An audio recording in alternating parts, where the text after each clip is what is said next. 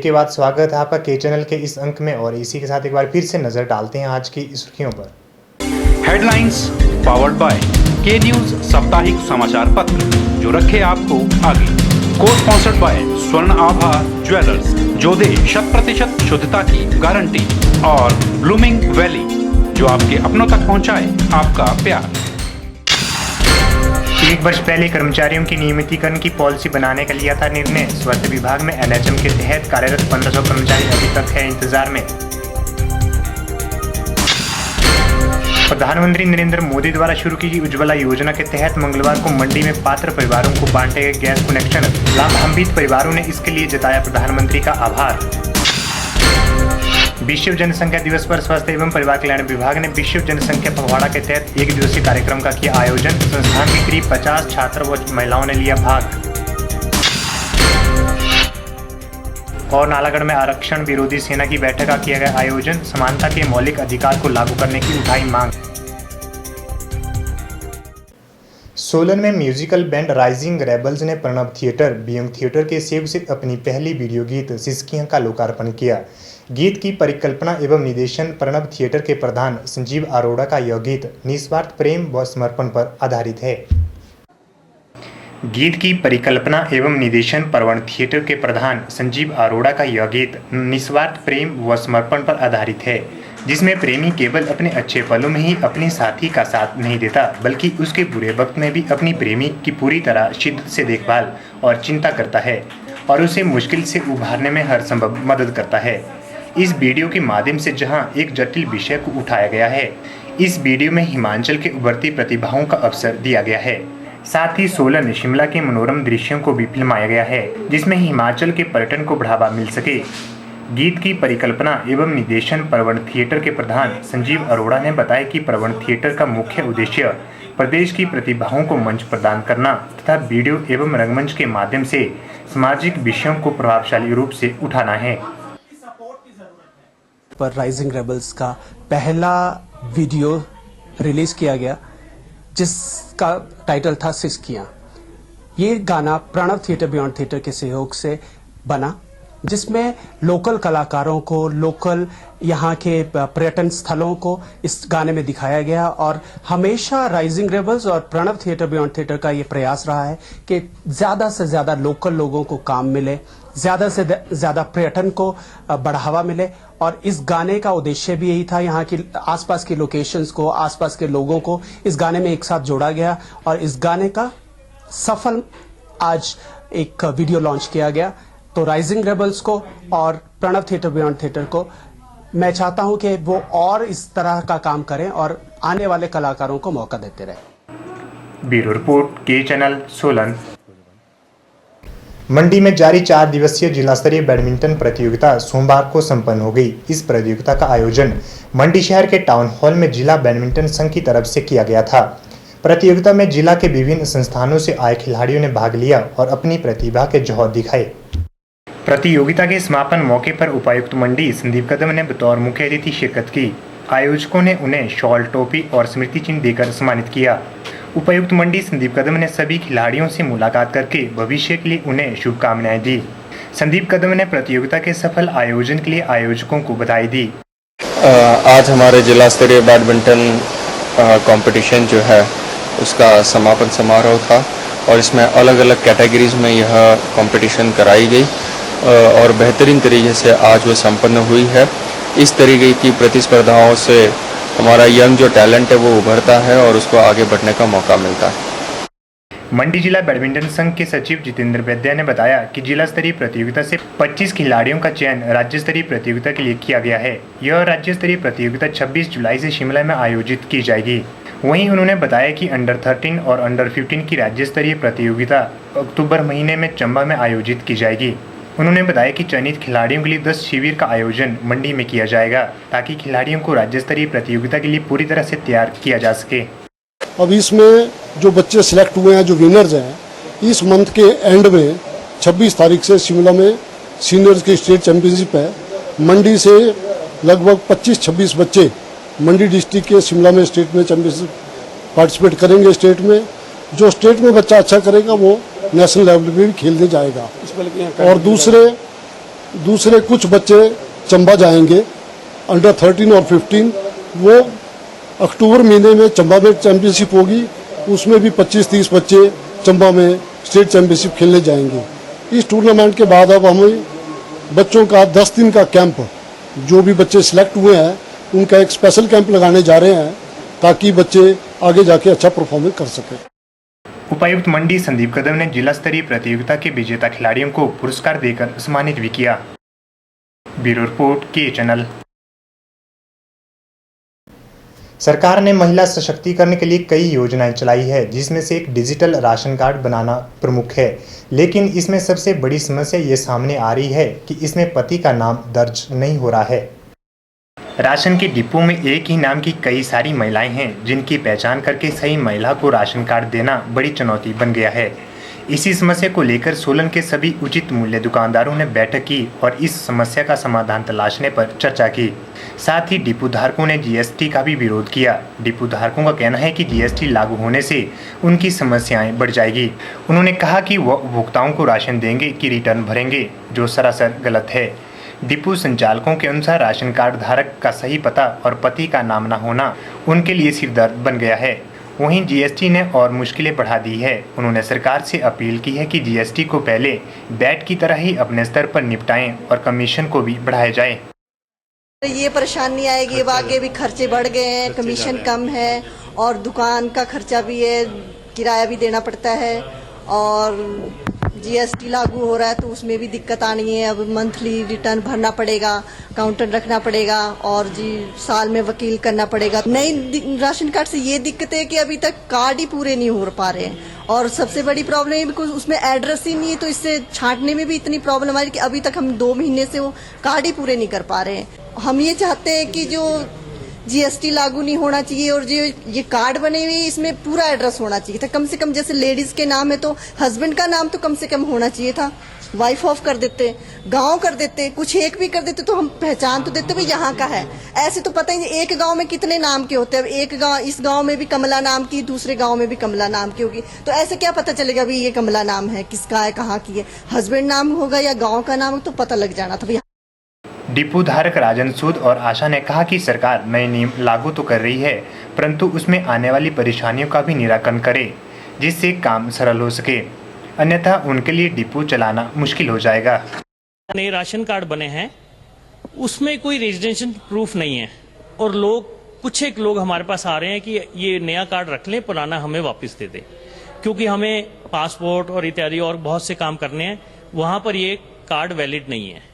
और जीएसटी के बाद हम सब डिपो होल्डरों को बहुत दिक्कत आने वाली है। सालाना हमारी सेल बढ़ने वाली है और हमको हर महीने रिटर्न फाइल करनी पड़ेगी और उस रिटर्न को फाइल करने के लिए 2500-5000 तक हमें खर्चा करना पड़ेगा।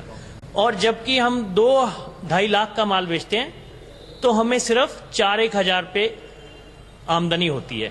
सरकार से गुजारिश है कि सरकार जीएसटी को अपने लेवल पे ही निपटाए, जैसे पहले वैट को निपटाती थी। नंबर 2, हम लोगों की मुख्य जो डिमांड है कि हमारा मार्जिन बढ़ाया जाए, कमीशन बढ़ाई जाए, ताकि हम इस काम को सुचारू रूप से चला पाएं। ब्यूरो रिपोर्ट के चैनल सोलन।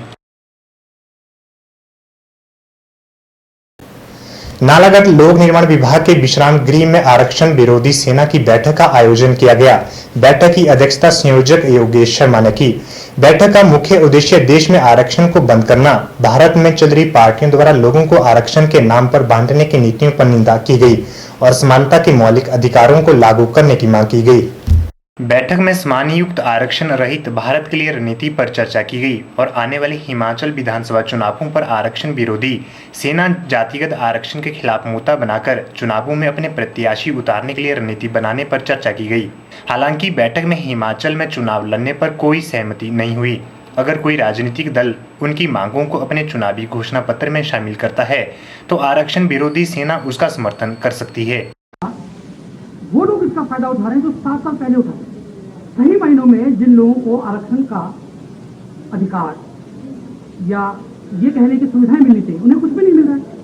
यही कारण है कि हम लोगों ने आज यहाँ आयोजन का किया था कि लोगों के बीच में ये बता सके, लोगों को ये बात पहुंचा सके कि हम लोग चाहते हैं कि वो लोग भी सामने आए जो खुद आरक्षित होते हैं और आवाज उठाएं, भारत की आवाज बने कि हमें आरक्षण नहीं चाहिए, आरक्षण यदि देना ही है, इकोनॉमिकली देना, बिल्कुल। यदि सबसे बड़ी बात यह है कि यदि मोदी जी ये कर सकते हैं कि रातों रात 12 बजे कह सकते हैं कि आज से 500 और 1000 के नोट बंद है, तो रातों रात ये भी कह सकते हैं कि आज से आरक्षण खत्म किया जाता है हर उस आदमी को, जो भी, चाहे वो किसी भी वर्ग से हो, लेकिन यदि वो गरीब है तो उसको सरकार सुविधाएं देगी, और वो भी सिर्फ तब तक जब तक वो एक सामान्य स्थिति पर नहीं आ जाता, उसके बाद उसको भी किसी भी तरह आरक्षण नहीं मिलेगा। बैठक में राष्ट्रीय स्वर्ण दल के राष्ट्रीय महामंत्री नवीन कुमार नभोतिया, मध्य प्रदेश व राष्ट्रीय स्वर्ण दल के राष्ट्रीय प्रवक्ता भरत सुमन मिश्रा व तरसेम सिंह विजय आदि मौजूद रहे।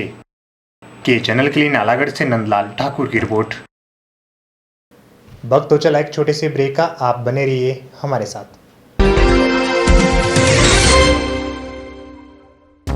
गुप्ता शॉल एम्पोरियम, जहां आप पाएंगे बेहतरीन व उच्च क्वालिटी की शॉल की विस्तृत वैरायटी। यहां pure woollen Kullu shawl, Kashmiri shawl, angora shawl, cashmilon shawl, feather shawl, pashmina shawl के साथ ही शॉल की और भी बहुत सी वैरायटी उपलब्ध है। तो देर न कीजिए और आज ही पहुंचे गुप्ता शॉल एम्पोरियम, सब्जी मंडी के साथ, नेर चौक, डिस्ट्रिक्ट मंडी। मोबाइल 9459125400।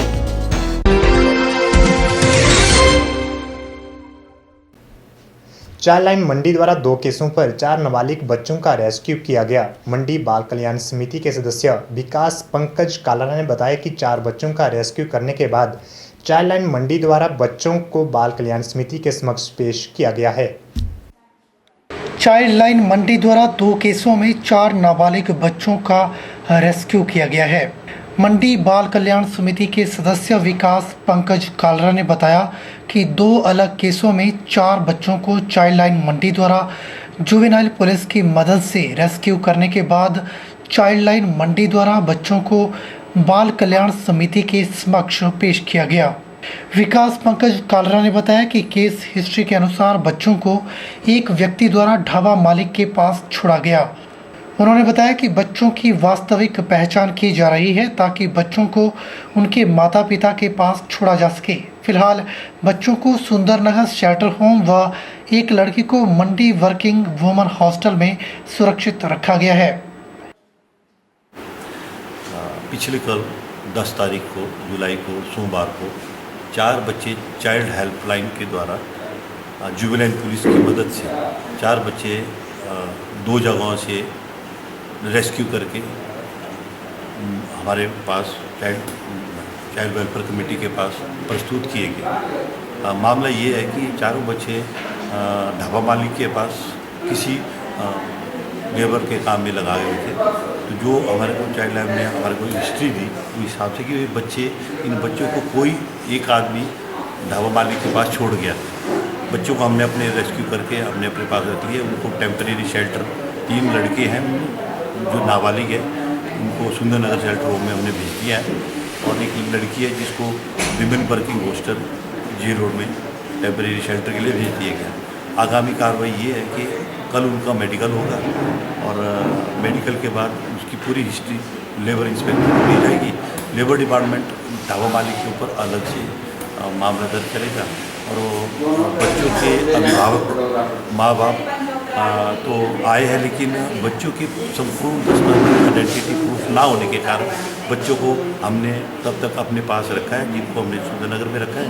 जब पूरे बच्चों के दस्तावेज मिल जाते हैं, उनका आइडेंटिटी प्रूफ आ जाता है, तो ये साबित हो जाता है कि बच्चे इन पेरेंट्स के ही हैं, तब तक हम बच्चों को पेरेंट्स को नहीं देते। जैसे ही पूरे दस्तावेज हमारे पास आते हैं तो हम बच्चों को माँ बाप के हवाले करके उन्हें घर में भेज देंगे। ब्यूरो रिपोर्ट के चैनल।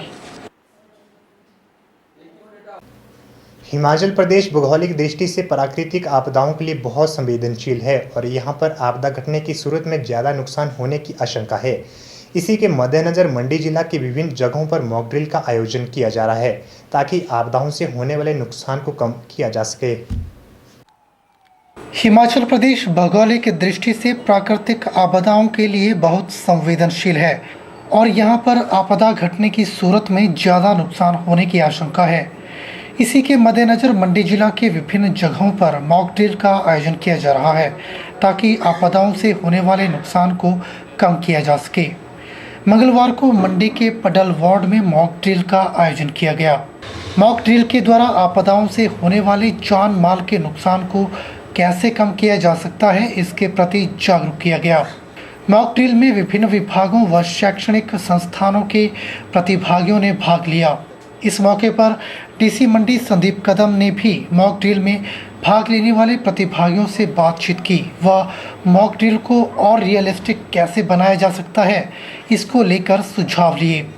डीसी मंडी संदीप कदम ने आशा व्यक्त की कि आपदाओं के घटने की सूरत में यह मॉक ड्रिल काफ़ी कारगर सिद्ध होगी।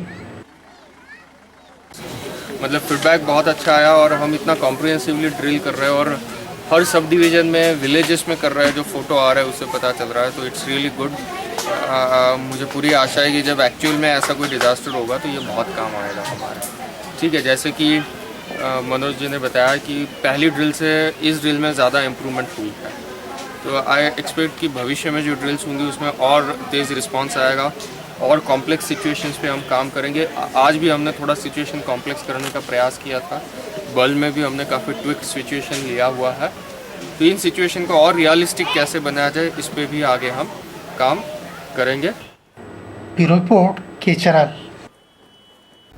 आपदा प्रबंधन की रिहर्सल करते हुए सुंदरनगर में मंगलवार को एसडीएम देबा श्वेता बनिक की देखरेख में मॉक ड्रिल का आयोजन किया गया।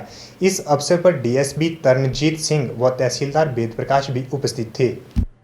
इस दौरान बीबीएमबी झील में 2 मानव पुतले डालकर गोताखोर दल के सदस्यों को झील में उतारा गया। गोताखोर दल के सदस्यों ने झील में बचाव करते उन दोनों मानव पुतलों को डूबने से बचाकर झील से सुरक्षित बाहर निकाला।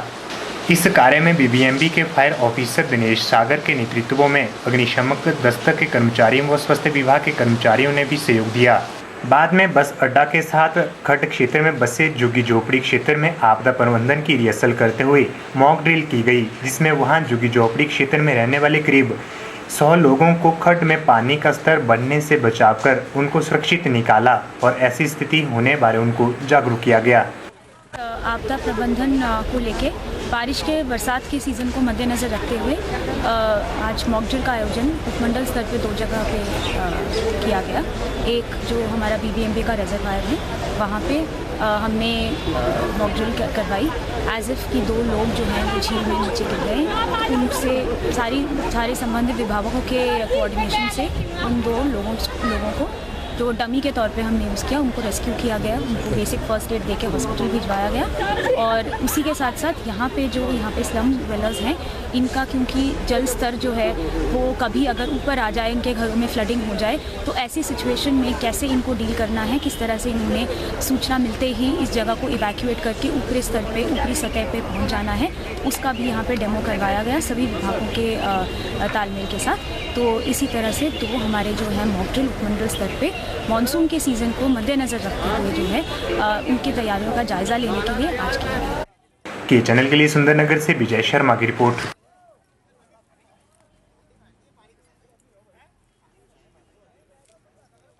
आज के इस अंक में फिलहाल इतना ही। मुझे दीजिए इजाज़त और आप देखते रहिए के चैनल।